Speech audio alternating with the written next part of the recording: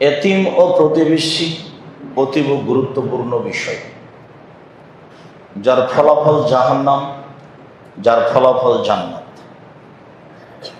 এতিম ও প্রতিবেশী নিয়ে আল্লাহ তাআলা বলেন, আ'বুদুল্লাহ ওয়ালা তুশরিকু বিহি শাইআ।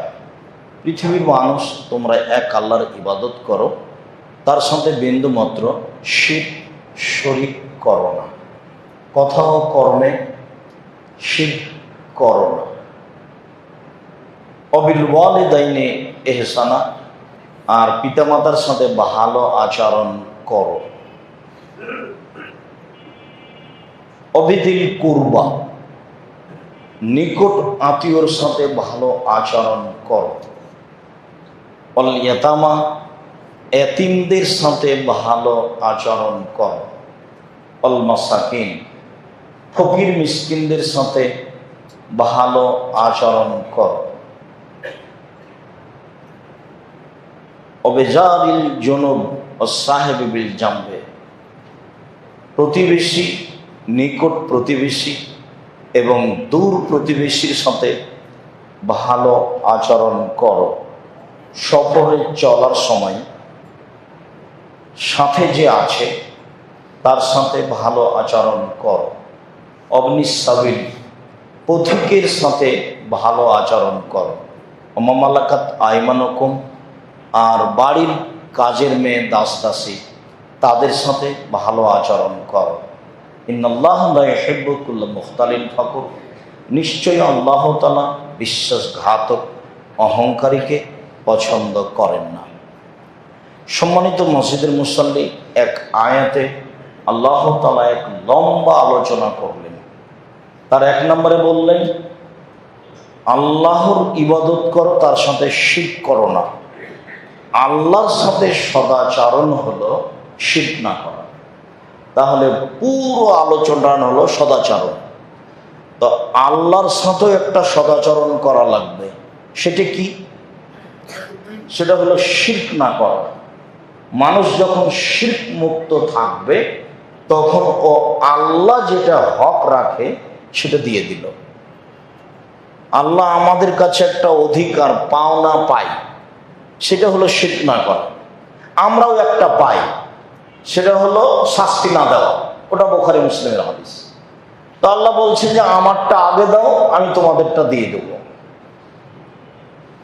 আমারটা আগে দিতে হবে, যেহেতু আমি সৃষ্টি করেছি। আমারটা দিয়ে দাও, আমি তোমাদেরটা দিয়ে দেব। আমারটা হলো শিরক না করা, আর তোমাদেরটা হলো শাস্তি না দেওয়া। তো ঠিক আছে, কথাতে দ্বিমত কিছু নেই। তারপরে বললেন যে পিতামাতার সাথে সদাচরণ করো। মানুষ হিসাবে পৃথিবীতে আল্লাহর পরে ভালো আচরণের যে হক রাখে সে হলো পিতামাতা। যখন ছেলে মেয়ে হয়ে যায়, সংসার ভিন্ন হয়ে যায়, টাকা পয়সা ইনকাম করে, তখন পিতামাতা বাড়িতে অপ্রয়োজনীয় মানুষ হয়ে যায়, যার কোনো প্রয়োজন থাকে না। তার চলাফেরা, খাওয়া, কথাবার্তা আর ভালো লাগে না। আর যত বেশি বয়স হয় তত অপ্রয়োজনীয় কথা বলে। না বুঝে এক ছেলেকে ভালোবাসে, এক ছেলেকে খারাপ বাসে। না বুঝে মেয়েরাকে ভালোবাসে, ছেলেরাকে খারাপ বাসে। না বুঝেই করে, এ কথাই ঠিক।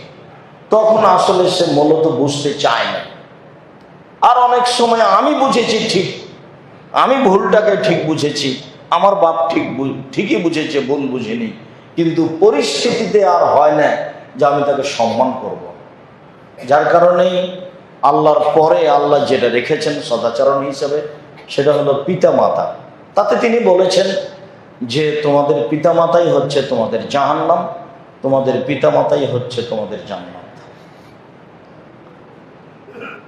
তাতে তিনি বলেছেন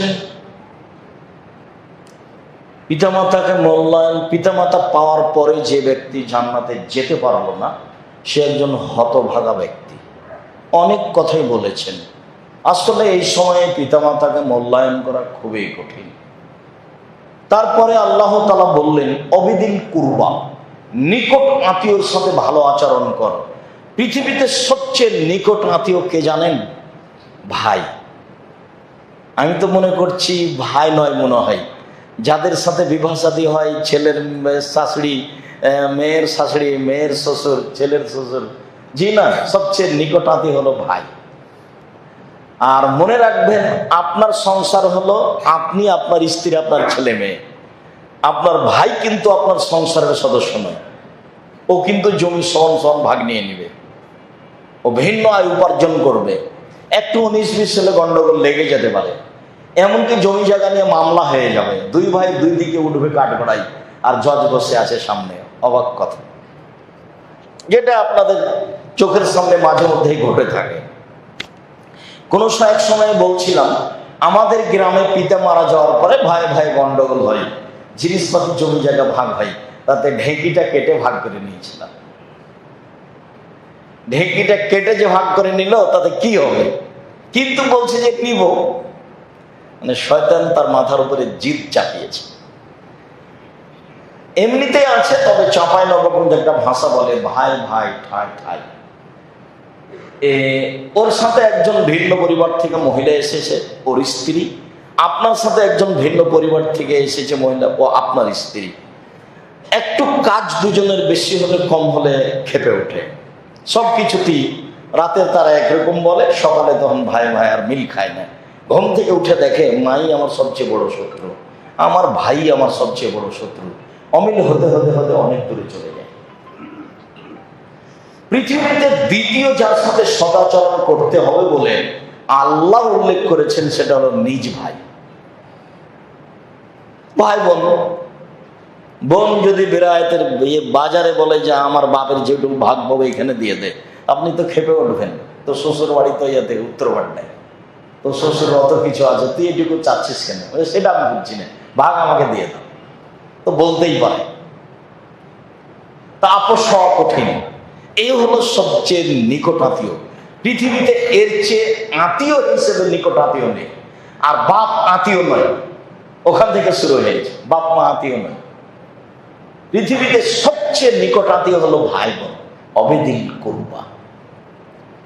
এরপরে যেটা আল্লাহ উল্লেখ করলেন সেটা হলো এতামা, এতিম। সাধারণত চাচা এতিম লালন পালন করে, দাদা এতিম লালন পালন করে। তাদের জমি জায়গাও থাকতে পারে, তাদের আত্মীয়তাও থাকতে পারে, মর্মে তাকে ভালো দেখাশোনা করতে হবে। এদেশে অনেকে এতিম লালন পালন করে। আপনাদেরও এই পাড়াতে, এই বেরায়েতে মাদ্রাসা মসজিদ আছে, এতিম লালন পালন করে অনেকেই। যদিও আমার মাঝে মধ্যে আফসোস হয়, এটা কেমন হলো? ওরা কারা? ওরা মিরপুরে কমি মাদ্রাসা চালাতে পারে, ওরা আহলে হাদিস মানুষ। ওরা কারা? ওরা যাত্রাবাড়িতে আহলে হাদিস চালাতে পারে, মাদ্রাসা চালাতে পারে। হাজি কি মাওলদ হাজি একাই, ওরা মাদ্রাসা চালাতে পারে, নাজিরা বাজার চালাতে পারে। ওরা হলো 5 রক্ষী ফকির গুরু, ওরা মাদ্রাসা চালাতে পারে। একটা মাদ্রাসা বেরায়েতে চলে না। কি এতিমখানা খুলে রেখেছে নাকি হিফজখানা আছে? আপনি হিফজখানাকে কি মনে করেন? এই ছেলে মেয়ে যদি ভবিষ্যতে ভালো লেখাপড়া না করে, তাহলে এই প্রতিষ্ঠান খুলে আপনিও দায়ী। আপনি কি মনে করছেন কোরআন হিফজ করাটাই বিদ্যা? কোরআন হিফজ কি কোনো বিদ্যা হলো? আপনার নাস ফালাক মুখস্থ আছে, ওর তার চেয়ে বেশি আছে। আপনার কি মুখস্থ আছে? নাস ফালাক ইখলাস, ওর তার চেয়ে বেশি আছে। আপনিও কিছু জানেন না, ওও কিছু জানেন না, দোনো বারাবার হ্যাঁ, দুইজনই সমান। তাহলে ওর জন্য ভালো শিক্ষার একটা ব্যবস্থা করতে হবে, যার নাম কওমি মাদ্রাসা। ভালো শিক্ষক রাখতে হবে, টাকা পয়সা খরচ করতে হবে, দামি শিক্ষক রাখতে হবে। তো বলছিলাম, ইয়াতিম, এতিমের সাথে সদাচরণ হলো তাকে থাকতে খেতে দিতে হবে, ওর সাথে সদাচরণ। অল ইয়াতামা অল মাসাকিন, ফকির মিসকিন। ফকির মিসকিনের সাথে ভালো আচরণ, তাকে ধমক দেওয়া যাবে না, তাকে গালি দেওয়া যাবে না। আপনি দেন, না হলে ভালো কথা বিদায় করেন। ঘোড়ায় চড়ে আসুক না হাতিতে চড়ে আসুক, চাইলে দিয়ে দিবেন, খেতে চাইলে খেতে দিবেন। যখন নিজে আগ্রহ সহকারে খাবার দিবেন কাউকে, তখন সে যেন মুমিন পরেজগার, যার জন্য মানুষ আলেম ওলামাকে দাওয়াত দেয়। ওটা আল্লাহ রাসূলের কথা। যে তুমি তোমার খাদ্য পরহেজগার মানুষকে খাও। তখন মানুষ মনে করে তো পরহেজগার কে? তাহলে হুজুর মাওলানা সাহেব, যার কারণে বেলায়েতে রমজান মাসে একদিনে 4-5টা বাড়িতে দাওয়াত থাকে। ওরা হুজুরকে ভালোবাসে, ভালোবাসা ভালো, আমি ওই দুর্বল সাইডে যাইনি, ভালোবাসাই ভালো। আল্লাহ রাসূল বলছেন যে পরহেজগার মানুষকে নিজের খাওয়া খাওয়াও। যখন তুমি নিজে খাওয়াবা কাউকে, তখন পরহেজগার মানুষ হয় জানো। আর যে খেতে চেয়েছে, ও চোর হোক, চান্ডাল হোক, বদ হোক, শয়তান হোক, খেতে চেয়েছে আপনি দিবেন, হাত পেতেছে আপনার কাছে আপনি দিবেন না। দেওয়া হাত ভালো নেওয়া হাতের চেয়ে, বুখারী মুসলিমের হাদিস। হাত পেতেছে, কম হোক বের হোক, ধমক দিতে পাবেন না কোনো সময়। ও হলো তার একটা হক আছে, ভিখা, তার সাথে সদাচরণ। নিকট প্রতিবেশী, এটা মূল আলোচনা। নিকট প্রতিবেশী জন্য দূর প্রতিবেশী, একটা বাড়ির সাথে লেগে আছে আর একটা 5-7 বাড়ি পরে আছে। নিকট প্রতিবেশী এবং দূর প্রতিবেশীর সাথে সদাচরণ করতে হবে। প্রতিবেশীর সাথে সদাচরণের টিকে থাকা খুবই কঠিন। জমি নেই, গন্ডগোল লেগে যাচ্ছে। ও বলছে 6 ইঞ্চি আমার দিকে দখল করেছে, ও বলছে না তুমি আমার দিকে 12 ইঞ্চি দখল করে আছো, চলছে গন্ডগোল, মামলা চলছে। প্রতিবেশীর ছেলে এভাবে পানি চালিয়ে দিয়েছে, ওর দেওয়ালে লেগে গেছে। তোমার ছেলে আমার দেওয়াল ভিজিয়ে দিল, নষ্ট করে দিল। আর একটু 19-20 দুই পরিবারের 2 মহিলা যখন ঝগড়া লেগে যাচ্ছে, তখন সবচেয়ে খারাপ কথা বলতে বললে জয়ী হবে। একবারে মনটাকে ঠান্ডা করে যখন 2-4টা গালি দিয়ে নিল, তখন ওর যে রাগ ভিতরে আছে ওটা ঠান্ডা হলো। অথচ কিছুই নয়, অথচ কিছুই না। প্রতিবেশীর সাথে টিকে থাকা খুবই কঠিন, যা ধারাবাহিক হাদিসে বোঝা যাবে। আল্লাহ রাসূল বলেছেন সুখময় ওই 4টে জিনিস আছে যার, তার এক নাম হলো ভালো প্রতিবেশী। সুখময় সে যার ভালো প্রতিবেশী। প্রতিবেশী কি জিনিস যে আমার জীবন সুখময়, সব ছাড় দেয়। কিন্তু কি ভাই, আর 3 ফুট হলে যে আমার একটু বাড়িটা হতো। হ্যাঁ ঠিক আছে, নিয়ে নেন। যে বলেন কি 3 ফুট মানে গায়ের জ্বর চাইলে দেবো না, ওদিকে সরেন। দেন রাস্তার উপর বাড়ি করে আছে, করবে আপনাকে দেবে কি করে? কি সমস্যা ভাই? ছেলে খুব অসুস্থ, আর চুপ থাকে না, আমি তাকে যে এতে নিয়ে যাবো, হাসপাতালে নিয়ে যাবো, চিন্তা করেন না। এ হলো প্রতিবেশী।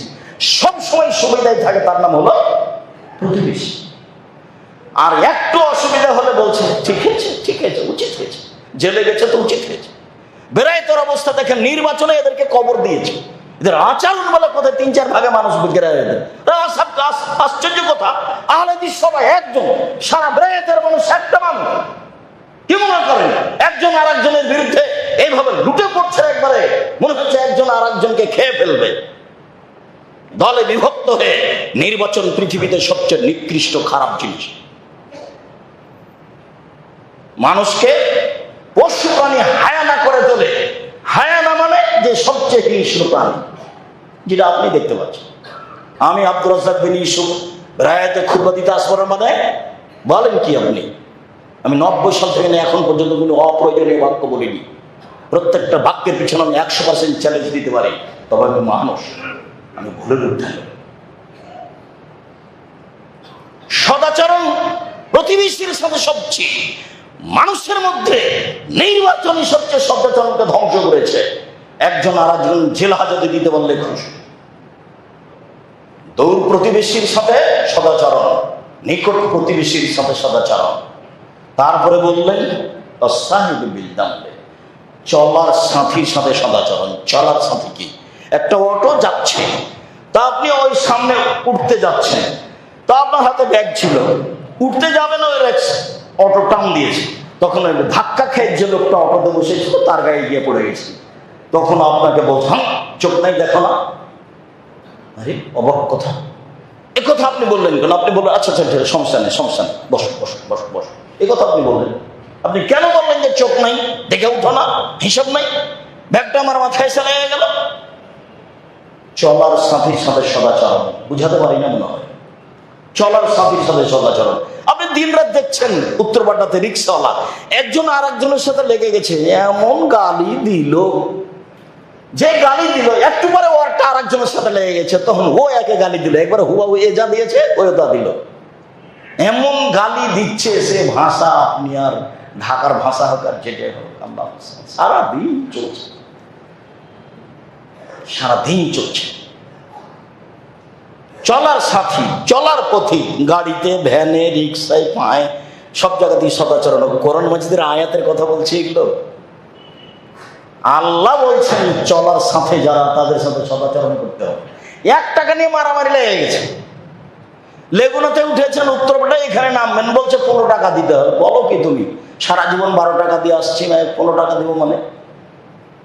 12 টাকা চেয়েছে, 10 টাকা দিয়ে আসেন, সেই কি তুমুল ঝগড়া 2 টাকার 1 টাকার জন্য চলছে, যেটা আপনি দেখতে পাচ্ছেন। এর নাম হলো চলার সাথে, সাথীর সাথে সদাচরণ করতে হবে, এই কথা আল্লাহ বলেন। অবিনিসাবিল, পথিকের সাথে সদাচরণ। পথিককে ও বলছে যে আমার বাড়ি নোয়াখালী, এই মসজিদে উঠে বলছে কি হয়েছে, আমার 300 টাকা পকেট ছিল, হারিয়ে গেছে, একটু টাকাটা আমি দিতে হবে। তখন আমরা বলছি এগুলো ডাহা মৃত্যু, ক্লিয়ার করে টাকা চাই। এ কথা আপনাকে বলতে হবে না, আপনি বলতে পারেন, উপদেশ দিন, দেখো এটা তোমার অভ্যাস যদি হয় তাহলে খুব খারাপ। 300 টাকা আমি তোমাকে 50 টাকা দিলাম, আপনি 50 টাকা দিয়ে বিদায় দেন। আপনি তাকে কেন বললেন? তোর স্বাভাবিক খারাপ, তুই খালি মিথ্যা করে এভাবে টাকা আদায় করিস। তো কাল দেখিনি, ওই যে উত্তরপাড়াতে ওই মসজিদে দেখেছি, তুই বলছিলি যে আমার টাকা হারিয়ে গেছে, আমার বাড়ি নোয়াখালী। পথিকের সাথে সদাচরণ করতে হবে, পথিকের সাথে সদাচরণ করতে হবে, এ কথা আল্লাহ বলেন। দাস দাসী, কাজের মেয়ের সাথে সদাচরণ করতে হবে, কথা আল্লাহ বলেন।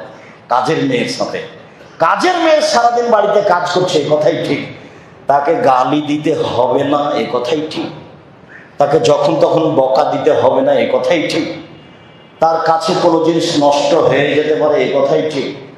তরকারিতে লবণ বেশি হতে পারে, এ কথাই ঠিক। আপনি তাকে ভদ্র ভাষায় বুঝাতে থাকেন, এ কথা আল্লাহ বলছেন। কাজের মেয়ের সাথে সদাচরণ করতে বলছেন আল্লাহ। পরের শেষ বাক্যটা আল্লাহ বললেন, বিশ্বাসঘাতক অহংকারীদের আল্লাহ ভালোবাসেন না। এই বাক্য কেন?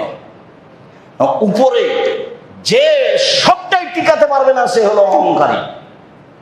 বাপ মাকে এড়িয়ে চলে, অহংকারী। ভাইয়ের সাথে এড়িয়ে চলে, অহংকারী। এতিমের সাথে এড়িয়ে চলে, অহংকারী। প্রতিবেশীর সাথে এড়িয়ে চলে, অহংকারী। দূর প্রতিবেশীর সাথে এড়িয়ে চলে, অহংকারী। চলার পথিকের সাথে একবারে দামি গাড়ি আর একটা গাড়ির সাথে একটু ঠেকেছে, নেমে গিয়ে যে বললো, বেটা তুই চিনিস আমাকে? কি যে বলছে তার কোনো ধোলাই অন্ধকার। তোমাকে আর কি চিনবো? তুমি একটা শুক্র কীটের তুচ্ছ পদার্থের তৈরি, বীর্যের তৈরি। তুমি পাল্টা বলতে হবে, হ্যাঁ তোমাকে তো আমি খুব চিনি।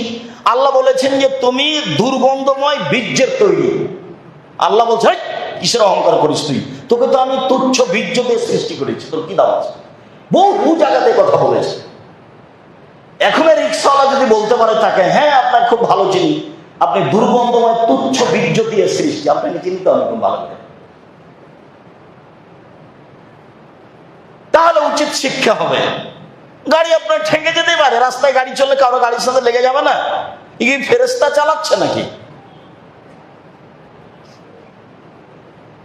সব শেষে বললেন অহংকারীকে আল্লাহ পছন্দ করে না। তার মানে প্রত্যেকটা জায়গাতে যতটা ঈশ্বর বলে আসলো, সব জায়গাতে মানুষ অহংকারী হিসেবে ধরা পড়তে পারে।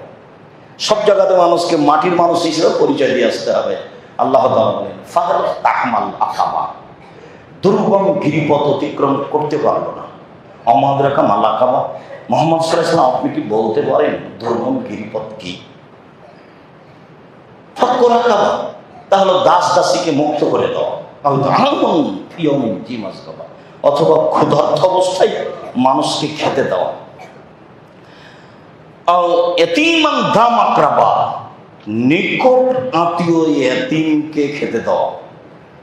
মিসকিনান দাম আকরাবা, ধুলোই মলিন মাটির পড়ে আছে এই মিসকিনকে খেতে দেওয়া। এরা সব দুর্গম গিরিপথ অতিক্রম করতে পারলো মানে এরা জান্নাতে চলে গেছে। যারা এতিমের সাথে, ফকির মিসকিনের সাথে ভালো আচরণ করতে পারে। আল্লাহ তাআলা বলেন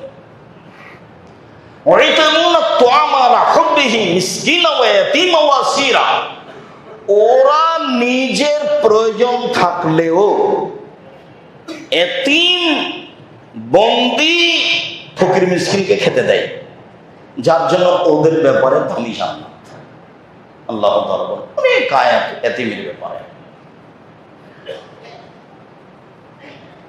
আবু হুরায়রা রাদিয়াল্লাহু তাআলা আনহু বলেন, রাসূল সাল্লাল্লাহু আলাইহি ওয়াসাল্লাম বলেছেন, মান কানা ইউমিনু বিল্লাহি ওয়াল ইয়াউমিল আখির ফালিউকরিম জারাহু ফালা ইউদি জারাহু। যারা আল্লাহকে বিশ্বাস করে, পরকালকে বিশ্বাস করে, সে যেন প্রতিবেশীকে কষ্ট না দেয়। প্রতিবেশীকে কোনো সময় কষ্ট দিতে পাবে না। আয়েশা রাদিয়াল্লাহু তাআলা আনহা বলেন, লা তাযালু জিবরাইল ইউসিনি বিল জার। আল্লাহর নবী বলছেন, জিবরাইল খালি আসে আর বলে প্রতিবেশীর সাথে ভালো আচরণ করো। যখন তখন আসে আর বলেন প্রতিবেশীর সাথে ভালো আচরণ করো। সকাল সন্ধ্যা জিবরাইল আসেন আর বলেন প্রতিবেশীর সাথে ভালো আচরণ করো। হাত্তা জানান্ত আন্নাহু সায়ুরসুহু। ভাবখান দেখে মনে হচ্ছে যে কবে জিবরাইল বলবেন প্রতিবেশীকে জমি ভাগ করে দাও। মানে প্রতিবেশীর সাথে এতবার ভালো আচরণ করতে বলছেন জিবরাইল। জিবরাইলের বলার ভাবখান মনে হচ্ছে যে কখন জিবরাইল বলবেন যে প্রতিবেশীকে কি দিয়ে দাও, জমি ভাগ করে দাও। আরে জমি তো ভাগ করে দেবো ছেলে মেয়েকে। তো জিবরাইল যেভাবে বলছেন দিন রাত এসে বলেন, তাতে আমার মনে হচ্ছে, আল্লাহ নবী বলছেন, আমার মনে হচ্ছে কবে যে বলে যে জমি ভাগ দিয়ে দিতে হবে প্রতিবেশীকে। এমন ভাবে বাড়ি করেছে, প্রতিবেশী যদি দেওয়াল উঠাই তার মিস্ত্রি ঢুকতে পারবে না মধ্যে দিয়ে। প্রতিবেশী যেন আর কাজই না করতে পারে, ওইভাবে প্রাচীর উঠানো আছে। এখন এইটুকু তো আমি ওই যে দেখছি আপনার ইয়েতে হাঁটাবো রূপগঞ্জে, সবাই রাস্তার উপরে বাড়ি করেছে, প্রাচীর দিয়েছে, আর প্রাচীরের বাইরে গাছ লাগিয়েছে। প্রাচীরে তো তুমি রাস্তার উপরে দিয়েছো, তো তার বাইরে গাছ লাগায় না কি করে? আমি অনেকদিনই বলি 24 ঘন্টার মধ্যে সব গাছ কেটে ফেলে দিতে হবে এবং প্রাচীর ভেঙে দিতে হবে। রাসূল সাল্লাল্লাহু আলাইহি ওয়াসাল্লাম বলেছেন যেখানে রাস্তা নিয়ে গন্ডগোল, সেটা যা আছে তার ডবল হবে, এবং একমাত্র রাস্তার কারণেই বাড়িঘর ভেঙে দেওয়া যায়, এটা আল্লাহ রাসূলের কথা। কঠিন ব্যাপার। রাস্তার সাথে কোনো আপোষ নেই। রাস্তার বিষয়টিকে খুব শক্তভাবে রাসূল সাল্লাল্লাহু আলাইহি ওয়াসাল্লাম দেখেছেন। রাস্তাতে বসতে নিষেধ করেছেন।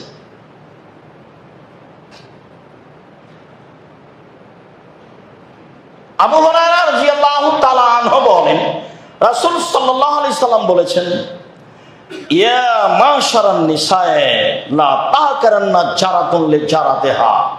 প্রতিবেশী মহিলা শোনো, পৃথিবীর সকল মহিলা শোনো, প্রতিবেশী মহিলাদের তুচ্ছ মনে করো না। প্রতিবেশী মহিলাকে তুচ্ছ মনে করো না। ওয়ালাউ ফিরছে না সাতিন, সময়ে সময়ে প্রতিবেশী মহিলার কাছে দিয়ে পাঠায়, ছাগলের খুর হলেও। মানে প্রতিবেশী হক রাখে, একদিন তরকারি দিয়ে আসিও, একদিন কলা দিয়ে আসিও, একদিন ইফতারি দিয়ে আসিও। পৃথিবীর প্রতিবেশী মহিলা শোনো, মহিলাকে বলছে, পৃথিবীর প্রতিবেশী মহিলা শোনো, প্রতিবেশী মহিলাকে তুচ্ছ মনে করো না।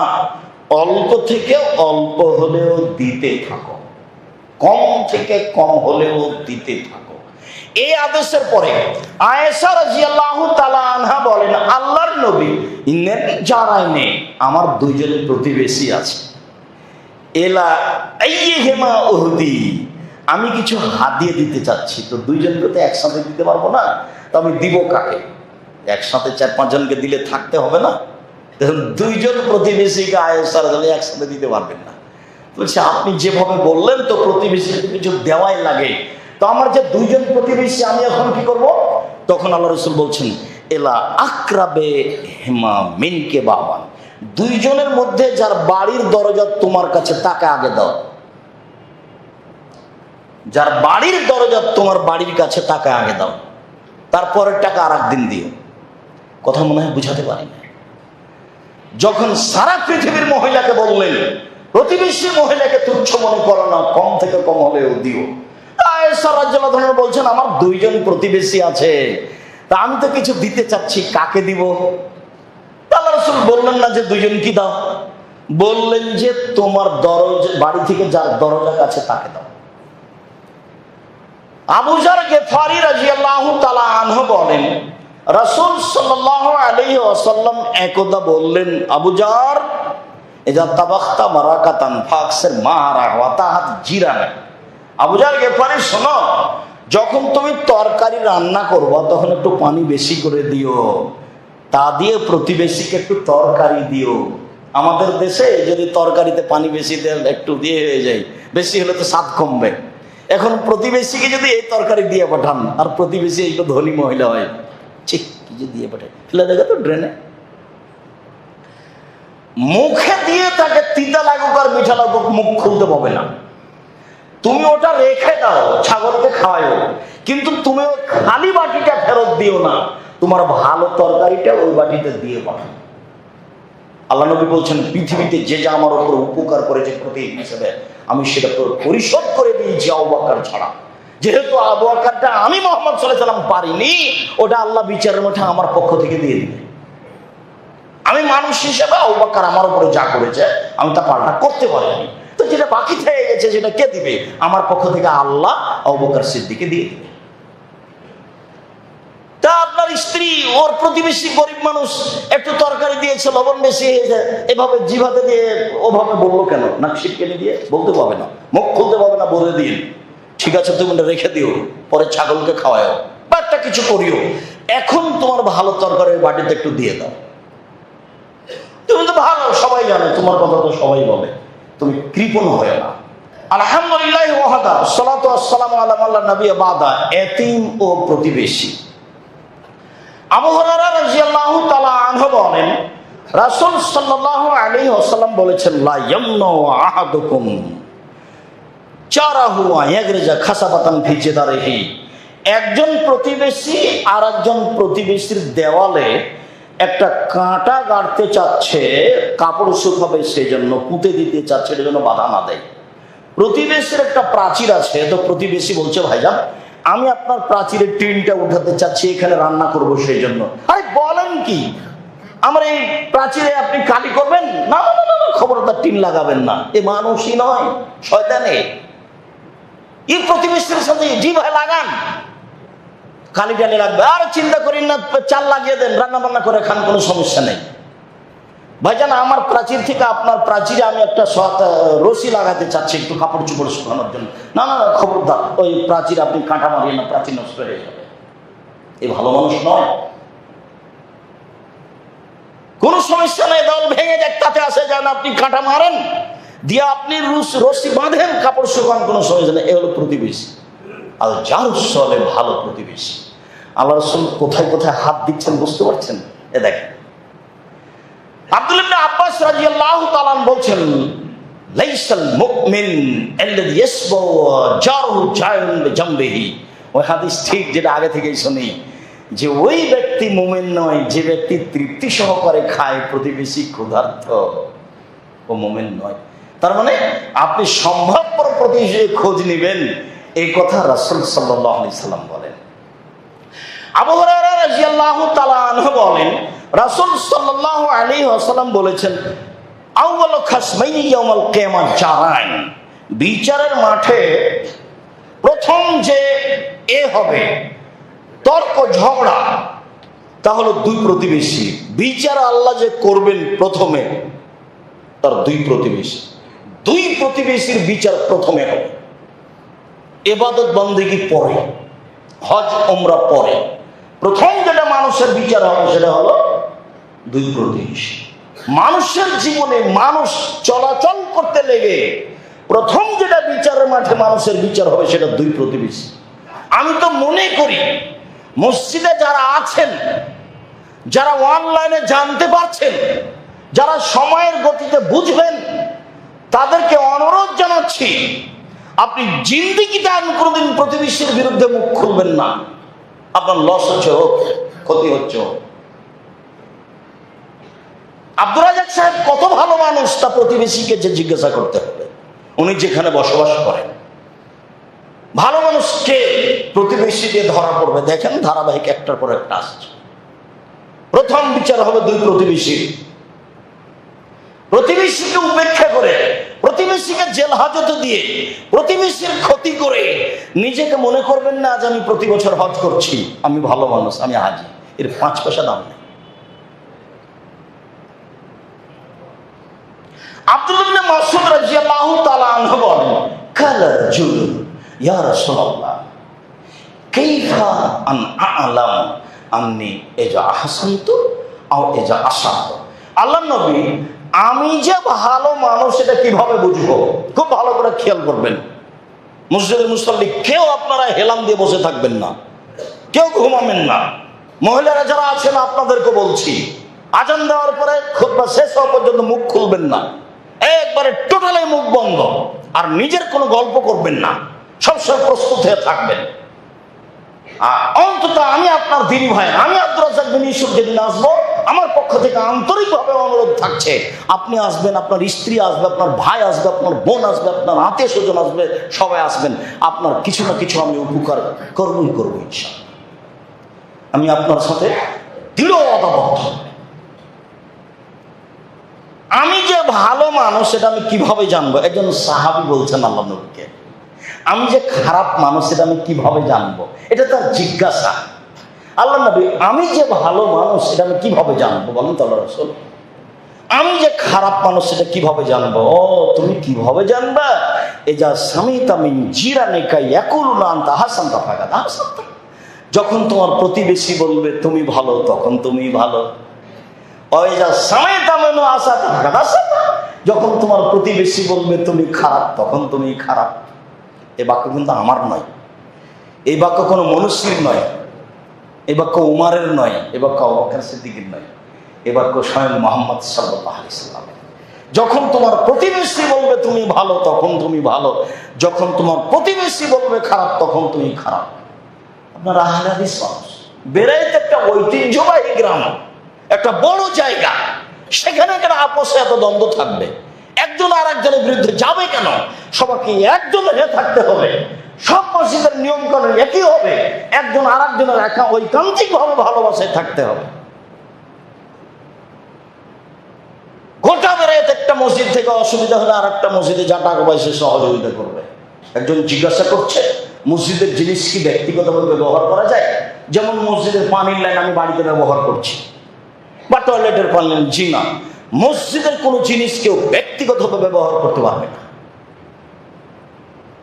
মসজিদের টাকা পয়সা কোটি কোটি আছে, ব্যাংকে আছে, যেই ব্যাংকেই থাক না কেন, টাকা বাড়ছে, এই টাকা ফকির মিসকিনকে দেওয়া যাবে না। কেন? এই টাকার মালিক নাই, ওই টাকা ওই ব্যাংক টাকার সাথেই থাকবে যেভাবেই বাড়ে। ভালো মন্দ বিবেচনা হয় মালিক থাকবে, তো এই টাকা তো মালিক নাই। এই টাকা যখন যারা সেক্রেটারি সভাপতি হবে তখন তারা বৈধভাবে ব্যবহার করবে। আর মসজিদের টাকা মাদ্রাসায় নিয়ে যাওয়া যায় না, এটা হলো পৃথিবীতে সবচেয়ে সম্মানী জায়গা। মাদ্রাসার টাকা মসজিদে নিয়ে আসা যাবে, মসজিদের টাকা মাদ্রাসায় নিয়ে যাওয়া যাবে না। মসজিদের এই মসজিদের প্রয়োজন না থাকলে আর এক মসজিদে খরচ করতে হবে, আর এক মসজিদের প্রয়োজন না থাকলে এই মসজিদে নিয়ে আসবে। মসজিদের টাকা মসজিদে যেতে হবে। পৃথিবীতে সবচেয়ে হাই মানের জায়গা হলো মসজিদ। এর কোন সম্পদ কোন জায়গায় ব্যবহার হবে না, এর কোন সম্পদকে ব্যক্তিগতভাবে ব্যবহার করতে হবে না। এমনকি মসজিদে রান্না করার জন্য 5টা দেগ আছে, বড় বড় পাতিল আছে, কেউ ব্যক্তিগত বিবাহের অনুষ্ঠান নিয়ে যেতে পাবে না। যদি নিয়ে যাই তাহলে অন্তত 50 টাকা ভাড়া দিয়ে নিয়ে যেতে হবে। মুতাল্লিক সাহেব, বাজারে তো দেখ ভাড়া নিলে 500 টাকা লাগে, তো আমি মসজিদে নিয়ে যাচ্ছি 100 টাকা দিব। আচ্ছা ঠিক আছে, 100 টাকাই হোক, কিন্তু সেটা বিনিময়ে হতে হবে। কেউ ব্যক্তিগতভাবে শরীরের সম্পর্কে সুবিধা ভোগ করতে পারবে না। সম্মানিত মসজিদের মুসল্লি, প্রতিবেশী, রাসূল সাল্লাল্লাহু আলাইহি ওয়াসাল্লাম বলছেন যে খায়রুল আসহাবে ইনদাল্লাহি খায়রুল সাহেবেহি, সবচেয়ে ভালো মানুষ সেই আল্লাহর কাছে যে তার বন্ধুর কাছে ভালো। সবচেয়ে ভালো স্বামী ওই যে তার স্ত্রীর কাছে ভালো। সবচেয়ে ভালো স্ত্রী সেই যে তার স্বামীর কাছে ভালো। ও খায়রুল জিরানি ইনদাল্লাহি খায়রুল জারিহি, সবচেয়ে ভালো প্রতিবেশী সেই যে তার প্রতিবেশীর কাছে ভালো। সবচেয়ে ভালো মানুষ সেই যে তার প্রতিবেশীর কাছে ভালো। কথাগুলো কিন্তু রাসূল সাল্লাল্লাহু আলাইহি ওয়াসাল্লাম বলছেন। আব্দুর রহমান কোরাদি রাদিয়াল্লাহু তাআলা আনহু বলেন যে একটা লোক বলছে রাসূলুল্লাহ সাল্লাল্লাহু আলাইহি ওয়াসাল্লাম একদিন আল্লাহর নবী ওযু করছিলেন, তো ওযুর অবশিষ্ট পানিগুলো সাহাবীরা নেওয়ার জন্য খুব হুড়াহুড়ি করছে, গায়ে দেওয়ার জন্য বাকি ওযুর পানি। আল্লাহ রাসূল এটা নিষেধ করতেন না, খালি হুড়াহুড়ি করে নিচ্ছে। তখন আল্লাহ রাসূল বলছেন, মা ইয়ামালু ওয়ালা হাজা, কি জিনিস তোমাদেরকে এত উৎসাহিত করলো, আমার বাকি পানি নেওয়ার জন্য হুড়াহুড়ি করছো কেন? তখন ওনারা বলছেন যে হব্বুল্লাহ রাসূলি, আপনাকে ভালোবাসি যে, আল্লাহকে ভালোবাসি যে, সেই জন্য আপনার অতিরিক্ত পানিটা নেওয়ার জন্য হুড়াহুড়ি করছি। তখন আল্লাহ রাসূল বলছেন, শোনো, মান সাররাহু ইউহিব্বুল্লাহু ওয়া রাসূলুহু, যে চায় আল্লাহকে ভালোবাসতে, যে চায় রাসূলকে ভালোবাসতে, যে চায় আল্লাহ তাকে ভালোবাসুক, যে চায় রাসূল তাকে ভালোবাসুক, ফালিয়াতাসাদ্দাক হাদিসাহু ইযা সাদ্দাকা, তাহলে সেই জন্য সত্য কথা বলে। এক। দুই, ইউদ্দি আমানত, তুমি না মসজিদ মাদ্রাসার টাকা তার কাছে রাখা হলে সময় যেন প্রদান করে দেয়। তিন, সেই জন্য প্রতিবেশীর সাথে ভালো আচরণ করে। আমার পানি নিয়ে ভালোবাসা দেখাতে হবে। শোনো, আল্লাহকে ভালোবাসে সেই, রসুলকে ভালোবাসে সেই, প্রতিবেশী ভাইকে ভালোবাসে যে, আল্লাহকে ভালোবাসে সেই, রাসূলকে ভালোবাসে সেই, যে কাকে ভালোবাসে ভুলে যাচ্ছেন মনে হয়, প্রতিবেশীকে ভালোবাসে। সম্মানিত মসজিদের মুসল্লি, যারা অনলাইনে আমাদের সাথে আছেন, যারা সময়ের গতিতে আমাদের বক্তব্য অবগত হবেন, তাদেরকে আমরা আরো সতর্ক সহকারে বলতে চাই যে আবু হুরায়রা রাদিয়াল্লাহু তাআলা আনহু বলেন, একটা লোক বলল আল্লাহ রাসূলের কাছে, আল্লাহ রাসূল, ইন্না ফুলানাতান তুযকারু মিন কাসরাতি সালাতিহা ওয়া সিয়ামিহা ওয়া সাদাকাতিহা কাইরান্নাহা তুজি জিরানাহা বিলাসানাহা। আল্লাহ নবী, বলা হচ্ছে যে অমুক মহিলা বেশি বেশি সালাত আদায় করে, তাহাজ্জুদ পড়ে, অমুক মহিলা বেশি বেশি সিয়াম পালন করে, নফল সিয়াম থাকে, অমুক মহিলা বেশি বেশি দান খায়রাত করে, তবে মুখ দিয়ে প্রতিবেশীকে কষ্ট দেয়। আল্লাহ রাসূল বলেন, হিয়া ফিন্নার, ও জাহান্নামে যাবে। তাহলে দান খায়রাত, সালাত, সিয়াম, হজের ফলাফল কি? জাহান্নাম।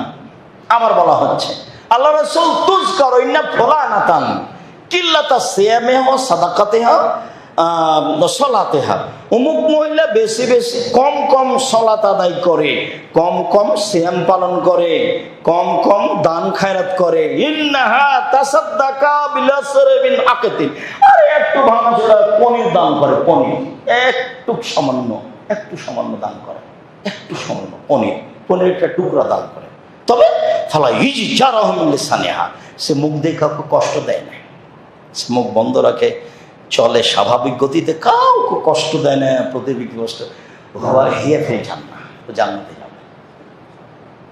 দান তো দামি জিনিস, সালাত তো দামি জিনিস, সিয়াম তো দামি জিনিস, ফলাফল জাহান্নাম। কম দেওয়া তো ভালো হলো না, একেবারেই কম দেয়। কম দেওয়া বলতে বলতে একটা পনিরের টুকরা দেয়, এত বড় ওখানে কিছু দেয়, তো মুখে কাউকে কষ্ট দেয় না, ফলাফল জান্নাত। প্রতিবেশীর সাথে ভালো আচরণ করতে না পারলে জাহান্নাম হবে, এ কথাই ঠিক। প্রতিবেশীর সাথে ভালো আচরণ করতে পারলে জান্নাত হবে, এ কথাই ঠিক। আমি অনুরোধ জানাচ্ছি যে নির্বাচন বা কোনো কিছুকে সামনে রেখে জিন্দিতে কারো বিরুদ্ধে মুখ খুলবেন না।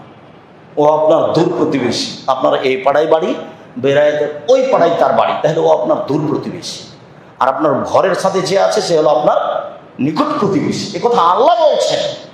নিজে করেন নিজে খান, নিজে করেন নিজে খান, দিন মজুরি করে হোক, নাহলে ব্যবসা বাণিজ্য করে হোক, যেভাবে হোক, কারোর সাথে তো এইসব ঘোরাঘুরি করার দরকার নেই।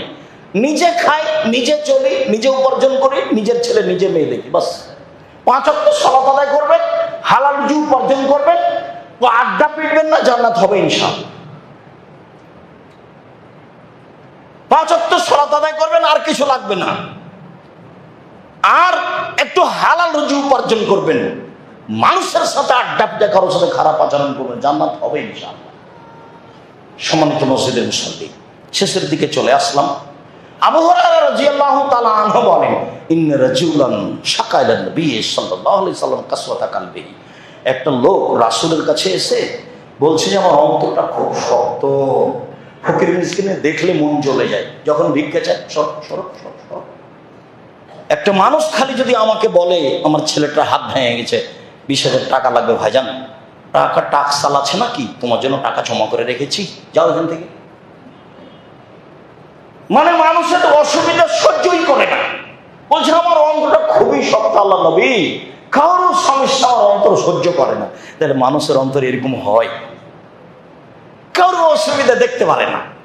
তখন আল্লাহ রাসূল বলছেন, এই ইমসারাসাল ইয়াতীম আতিম মাসাকিন ইয়ারিকু কালবাক, এতিমের মাথায় হাত দিবা, শোনো, এতিমের মাথায় হাত বোলাবা, হ্যাঁ, আর ফকির মিসকিনকে খেতে দিবা, অন্তর নরম হয়ে যাবে। আল্লাহ রাসূলের মুখের কথা। এই যে এতিমের মাথায় হাত দেওয়ার কথা আল্লাহ রাসূলের কথা ওঠে। আমরা তো মা চাচির মুখে শুনেছি যে এতিমের মাথায় হাত দিতে হয়, এটা আল্লাহ রাসূলের মুখের কথা, যে এতিমের মাথায় হাত দিবা, একটু হাত বলিয়ে দিবা, কেমন আছো, কি খাও, আব্দুর রাজ্জাক সাহেব তোমাদেরকে কি খাবার দেয়, সকালে কি খাও, বিকালে কি, এটা শুনলেন, আপনি কিছু করতে পারেন আর না পারেন। এতিমের মাথায় হাত দিবেন আর ফকির মিসকিনকে খেতে দিবেন, ইয়ারিকু কালবক, তাহলে তোমার অন্তর নরম হয়ে যাবে। এ কথা আল্লাহ নবী বলছেন। সাদ ইবনে সাদ রাদিয়াল্লাহু তাআলা আনহু বলেন, রাসূল সাল্লাল্লাহু আলাইহি সাল্লাম বলেছেন, আনা কাফির ইয়াতিম ফিল জান্নাহ হাকাদা, যে ইয়াতিমের লালন পালন করবে সে আর আমি জান্নাতে এভাবে থাকবো। ওয়াসারা বিসাবাবা ওয়াস্তা, এই তর্জনী আর মধ্যমাগুলো দিয়ে আঙ্গুল দিয়ে ইশারা করে দেখলেন, এই শোনো, যে ব্যক্তি এতিমের লালন পালন করবে সে আর আমি জান্নাতে এভাবে থাকবো। তখন এই দুটা আঙ্গুলকে একসাথে জমা করলে তবে ফারাটা বাইনা হবে, একটু দূরের মধ্যে ফাঁকা রাখলেন একটু। আবার যখন বলেছেন কে যদি দুটা মেয়ের লালন পালন করে, দুটা মেয়ে দুটা বেটি পড়াশোনা করে বিবাহ শাদী দিয়ে দেয়, ওই বাপ আর আমি জান্নাতে একসাথে থাকবো, তখন ওই আঙ্গুল দুটা দেখে যখন ওটা জমা করে দিয়েছে। তার মানে মেয়ে লালন পালন এতিমের চেয়ে দামি ব্যাপার। মানুষ তো একটা দুইটা মেয়ে হলে মন খারাপ, তিনটা যদি হয় বউ তালাক দিতে হবে। দাদিয়ে বলছে বউ তালাক দিয়ে দে, আর মাও বলছে কি করবি বেটা, বউ নাই এটা রাখিস না। তিনটা মেয়ে হয়ে গেল, যে আর যদি ছেলে হবে না মনে হয়, যেটা নিবে সেটাই পেয়ে হবে, বেটি হবে, একে বাদ দে, আর একটা বিবাহ কর। মানে জাহেলিয়াত, এরই নাম হলো জাহেলিয়াত। শিক্ষা দীক্ষা সব লোক পেয়েছে, সব গান বাজনা বাদ্যযন্ত্র নিয়ে ব্যস্ত। বিবাহ যখন লাগছে তখন এমন বাজনা বাজছে, এবারে স্বাদ মিটিয়ে বাজনা বাজিয়ে, মনে হয় না যে এর আহলে হাদিস। বাজনা ছাড়াও বিবাহ শাদী হয়, চুক্তি ছাড়াও প্রোগ্রাম হয়, শ্বশুর বাড়ি থেকে কিছু না নিয়েও মানুষের সংসার চলে, ছেলে মেয়েকে উচ্চ পর্যায়ে শিক্ষা দেওয়া যায়, বিবাহ শাদী দেওয়া যায়। যদি কোথাও না পান তাহলে আপনি আমার সাথে কথা বলেন, আমি আপনাকে দেখিয়ে দিই বাজনা ছাড়া বিবাহ শাদী হয় কিনা। সম্মানিত দিনী ভাই বোন, সদাচার, প্রতিবেশী, প্রতিবেশী এতিম, এতিম ও প্রতিবেশী। দেখেন প্রতিবেশী এতিম নিয়ে আল্লাহ রাসূল কত কথা বলছেন। বলছেন যে লায়াত খোলাল জান্নাত মান লা ইয়ামান জারুহু বায়াকাহু, যে তার প্রতিবেশীকে কষ্ট দেয় সে জান্নাতে যাবে না। হাদিস বুখারী মুসলিম। আবার বলছেন আল্লাহ লা ইয়ামান, আল্লাহর কসম ও মুমিন নাই, আল্লাহর কসম ও মুমিন নাই, আল্লাহর কসম ও মুমিন নাই। কিলা ভানিয়া রাসূল, কে মুমিন নয়? আপনি যে বারবার বলছেন ও মুমিন না, সেটা বলবেন না কে? তখন বলছেন মান লা ইয়ামান জারুহু বায়াকাহু, যে তার প্রতিবেশী কষ্ট দেয় সে মুমিন নয়। প্রতিবেশীকে যে কষ্ট দেয় সে জান্নাতে যাবে না, প্রতিবেশীকে যে কষ্ট দেয় সে মুমিন নয়, প্রতিবেশীকে যে কষ্ট দেয় সে জান্নাতে যাবে না, প্রতিবেশীকে যে কষ্ট দেয় সে মুমিন নয়। আবু হুরায়রা রাদিয়াল্লাহু আনহু বলছেন, একদিন আল্লাহ নবী বলছেন, আবু হুরায়রা 5টা জিনিস নাও তো, তুমি আমল করো, না যে আমল করবে তাকে শিখিয়ে দাও। হ্যাঁ আমি আমল করব, বলেন কি 5টা জিনিস বলেন। তখন আল্লাহ রাসূল বলছেন, এক, ইত্তাকিল মাহারিমা, হারাম থেকে বেঁচে থাকো। তখন আবাদান নাসে, তুমি সবচেয়ে বড় পরহেজগার, হারাম উপার্জন করবেন না, তুমি সবচেয়ে বড় পরহেজগার। 2, ইরজাবে মাকাসামাল্লাহু তাকুন আগনান নাস, আল্লাহ তোমাকে যেটা দিয়েছে, সারাদিনে তুমি 200 টাকা ইনকাম করেছো, সকালবেলাতে গরুটা জবাই করতে পারলে 500 টাকা হয়ে যেত, তো এখন একটু দেরি করে করেছো, 200 টাকা উপার্জন হয়েছে, তুমি এতে সন্তুষ্ট হয়ে যাও, তুমি সবচেয়ে বড় ধনী। 3 আহসানুল্লাহ যায়, প্রতিবেশীর সাথে ভালো আচরণ করো, তখন মুমিনান, তাহলে তুমি মুমিন হয়ে যাবে। তুমি মুমিন কেন? তুমি প্রতিবেশীর সাথে ভালো আচরণ করো, তুমি মুমিন। নিজের জন্য যেটা ভালোবাসো আর একজনের জন্য সেটাই ভালোবাসো, তখন মুসলমান। এখন তুমি মুসলিম। 2টা মেশআপ নিয়েছেন, 2টা মেশআপ, একটা আমাকে দিবেন আর একটা আপনি নেবেন। আপনি আগে একটা নিতে পারবেন না, আমার সামনে ধরতে হবে। আব্দুর রাজ্জাক সাহেব নেন, কোনটা নেবেন? আমার নেওয়ার পরে যেটা আপনার থাকবে সেটা আপনি নেবেন। এখন আপনি মুসলিম। টাকা দেওয়ার সময় আগে ভালোটা দিতে হবে। টাকা এখন 1 কেজি বেগুন কিনেছেন, তো দেখছেন যে সবচেয়ে খুঁজে খুঁজে দেখছে ছিঁড়ে টাকাটা, কই কালো টাকাটা, ওটা দিচ্ছেন। একটু পরে তো সুন্দরটা দিবেনি। আল্লাহ রাসূল বলছেন সুন্দরটা দিয়ে শুরু করো, তাহলে তুমি মুসলিম। এত আলোচনা আল্লাহ রাসূল করেছেন, উপদেশ বইটা সংগ্রহ করবেন। আমি জানি না যে আপনি আমার কথাগুলোর সাথে একমত নাকি। আমি আপনাকে বলতে চাচ্ছি, আমি অহংকারও করিনি, গৌরবও করিনি, আপনাকে আমি খুব ভালোবাসি। আমি মুখে জাতিকে কোনোদিন ফাঁকি দিইনি, আমি কলমে জাতিকে কোনোদিন ফাঁকি দিইনি, মিডিয়াতে আমি জাতিকে কোনোদিন ফাঁকি দিইনি। অতএব বের হওয়ার সময় বই পুস্তক যা কিছু আছে আপনি কিনে নেবেন, আপনি পড়বেন, আপনার বন্ধু বান্ধব, আত্মীয়, খালা ফুফু সবার জন্য নিয়ে যাবেন। আর আপনি পড়লে এই কাজটা ভালোভাবে চলবে, কেন ওর পিছনে খরচ আছে। আর আমি কোনো ব্যবসায়ী নই যেটা আমি নিজে ছাপিয়ে আপনার কাছে দিতে পারবো। আমি খুব স্বাভাবিক মানুষ। এই জন্য বইগুলোকে খুব যথাযথভাবে মূল্যায়ন করবেন। সম্মানিত মসজিদের মুসল্লি, কথা শেষে চলে আসলাম। শেষে চলে এসে বলছি যে আব্দুল্লাহ ইবনে ওমর বলছেন, আল্লাহ রাসূল বলেছেন, ফারাজা রাসূলুল্লাহ সাল্লাল্লাহু আলাইহি ওয়াসাল্লাম যাকাতাল ফিত্রি শাআন মিন শাইরিন ওয়া শাআন মিন তামারিন। 1 সা ফিতরা ফরজ করেছেন আলা সাগীরে ওয়াল কাবীরে, ছোট বড় সবার উপরে, ওয়াল যাকারে ওয়াল উনসা, মহিলা পুরুষ সবার উপরে, ওয়াল হুররি ওয়াল আবদে, দাস দাসী, ফকির মিসকিন, ধনী গরিব সবার উপরে। ভিক্ষা করে খায় তাকে ফিতরা দিতে হবে, যে ভিক্ষা করে খায় তাকে ফিতরা দিতে হবে। আমার বেহান তুয়াদ্দা কাবলা খুরুজিন নাস ইলা মুসাল্লা, আর দিবে ঈদের দিন ফজরের সালাতের পরে, যেদিন ঈদের মাঠে যাবে। রাসূলের শিষ্টাচার ছিল ঈদের দিনে দেওয়া, সকালে ফিতরা বের করে ঈদের মাঠে যাবে। আব্দুল্লাহ ইবনে ওমর থেকে 29-30 তারিখে ফিতরা দেওয়া যায়, এইটুকু সহিহ সাহাবী আসার পাওয়া যায়। 21শে রমজানের ফিতরা বের করার কোনো প্রশ্নই আসে না। 23, 24, 25, 26, 27 ফিতরা বের করার কোনো প্রশ্নই আসে না, অসম্ভব। যেটা বলছি সেটাই থাকবে কিয়ামত পর্যন্ত। ঝাঁকি দিয়ে কোনো লাভ নাই, কথা এটাই। এটাই সুন্নাত, যেটা 20-25 বছর আগে বাপকে দেখছিলেন যে ঈদের মাঠে যাওয়ার পূর্বে কি করা হচ্ছিল, ধান চাউল ফিতরা বের করে, ওটাই সুন্নাত। ঈদের দিনই হতে হবে। বন্টন সুবিধা মতো হবে, যেদিন পারবেন সেদিন বন্টন হবে। বন্টন নিয়ে হুড়াহুড়ি কিছু নেই। অতিরিক্ত যদি করতে চাই তাহলে 29শে রমজান বা 30শে রমজান, যা করেছেন ভুল হয়েছে, ফিরে আসতেই হবে। কোনো কথার দিকে চোখ দিয়ে কোনো লাভ নেই। এটাই হাদিস, এটাই সহিহ হাদিস। এর বিকল্প পথে কোনো লাভ নেই। আর ফিতরা দিয়ে, টাকা দিয়ে ফিতরা আদায় হবে না। সারা পৃথিবীর মানুষ যদি টাকা দিয়ে ফিতরা আদায় করে, সারা পৃথিবীর মানুষই গুনাহগার। আবু সাঈদ খুদরি রাদিয়াল্লাহু তাআলা আনহু বলছেন, আমি চিরদিন ফিতরা শস্য দিয়ে দিয়েছি, যতদিন বেঁচে থাকবো ততদিন দিব। মুআবিয়া রাদিয়াল্লাহু তাআলা সিরিয়ার প্রেসিডেন্ট। মুআবিয়া খুব বুদ্ধিমান মানুষ ছিলেন, আজীবন মুহাম্মদ সাল্লাল্লাহু আলাইহি ওয়াসাল্লামের সাথে যুদ্ধ করেছেন। জীবন বাজি রেখে মুহাম্মদ সাল্লাল্লাহু আলাইহি ওয়াসাল্লামের সাথে যিনি যুদ্ধ চালিয়ে গেছেন, তিনি হচ্ছেন মুআবিয়া রাদিয়াল্লাহু তাআলা আনহু। বুদ্ধিমান, সচেতন মানুষ, বংশ বড়, হুঁশিয়ার মানুষ।